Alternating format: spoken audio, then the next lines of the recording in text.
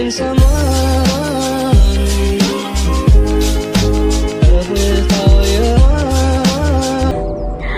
guys, perkenalkan nama saya Siti Nurhayati Karya, kelas F Manajemen dengan NIM 931421161. Saya adalah mahasiswa Universitas Negeri Gorontalo dengan Fakultas Ekonomi jurusan Manajemen. Baik, pada kali ini saya akan menjelaskan tentang materi aplikasi komputer. Yang pertama yaitu hipotesis one tiled dan two tiled, yang kedua adalah regresi sederhana, yang ketiga adalah regresi berganda. Sebelum masuk pada one tiled dan two tiled, saya akan menjelaskan apa itu hipotesis.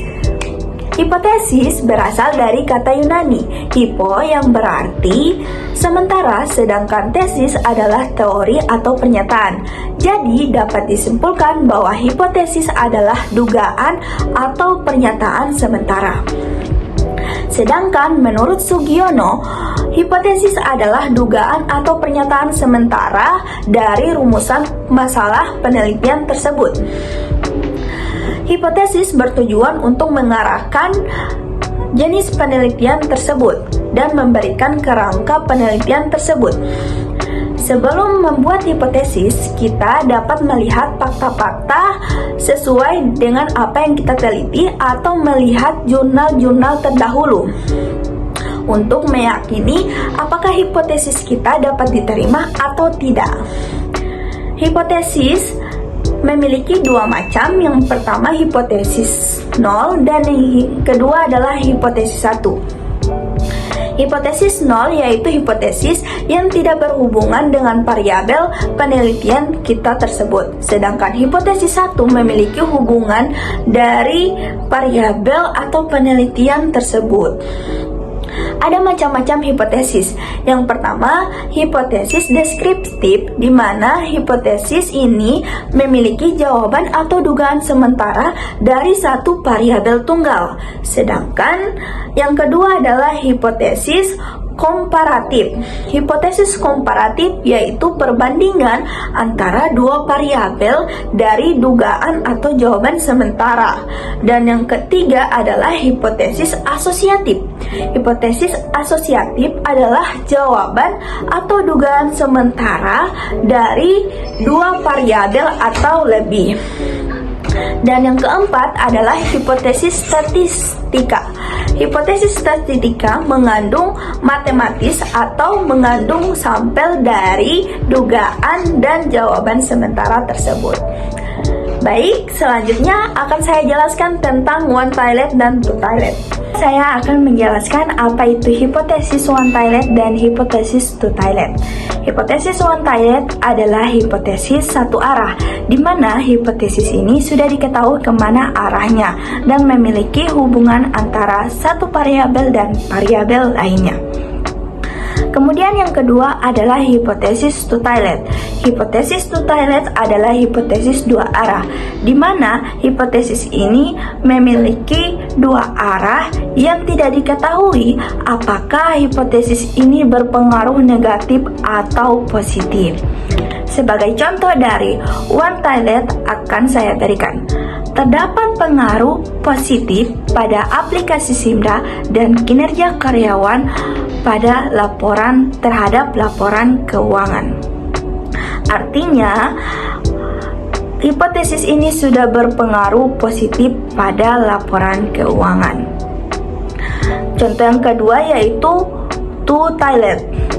Terdapat pengaruh pada aplikasi SIMDA dan kinerja karyawan terhadap laporan keuangan. Di sini kita tidak mengetahui apakah terdapat pengaruh positif atau pengaruh negatif. Contoh dari perhitungan one tiled dan two tiled sebagai berikut pada gambar berikut. Sebelah kiri saya adalah perhitungan dari one tiled dan sebelah kanan saya adalah perhitungan two tiled.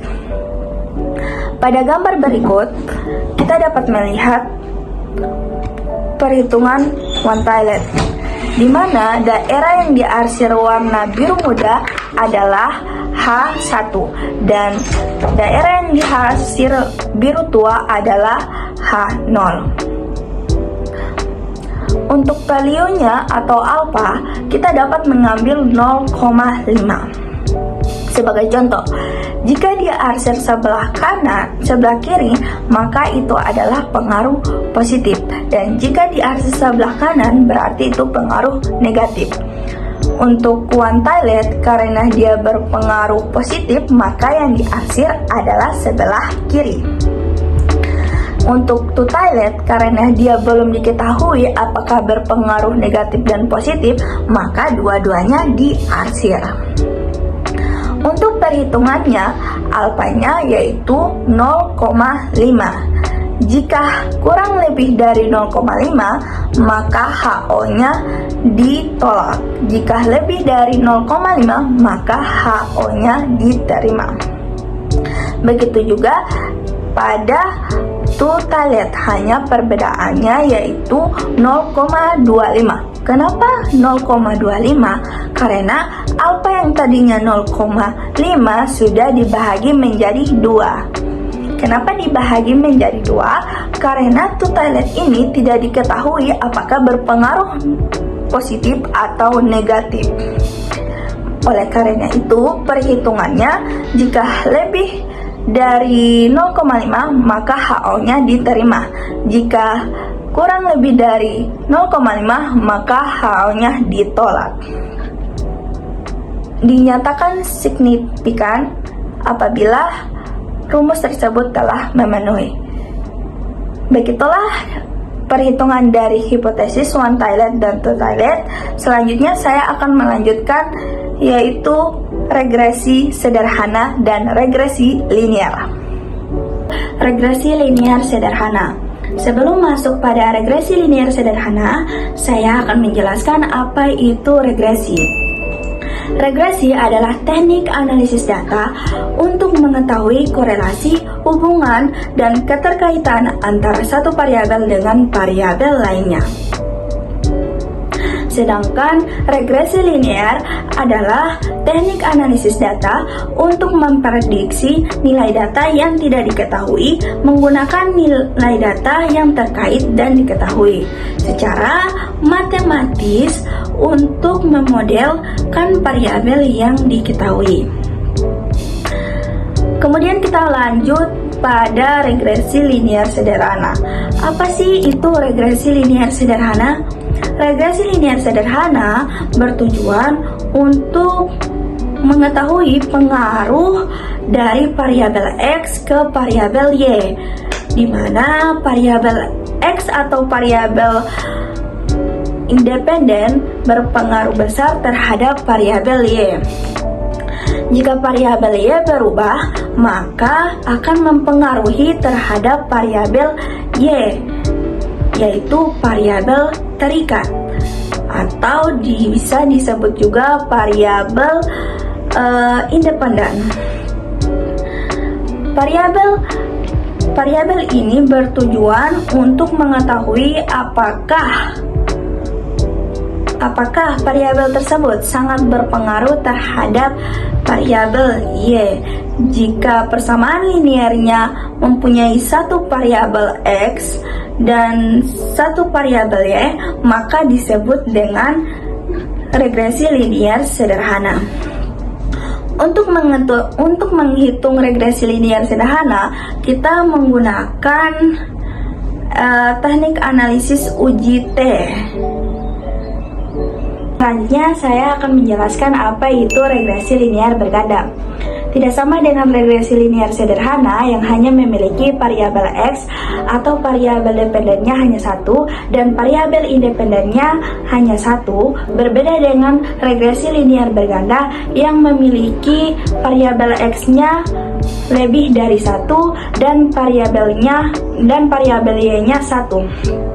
Jadi dapat disimpulkan bahwa variabel X dari regresi linear berganda itu 2 atau lebih dari 2. Tujuan regresi linear berganda adalah untuk mengetahui arah dan seberapa pengaruhnya variabel X terhadap variabel Y. Untuk lebih lanjut, maka dapat menggunakan perhitungan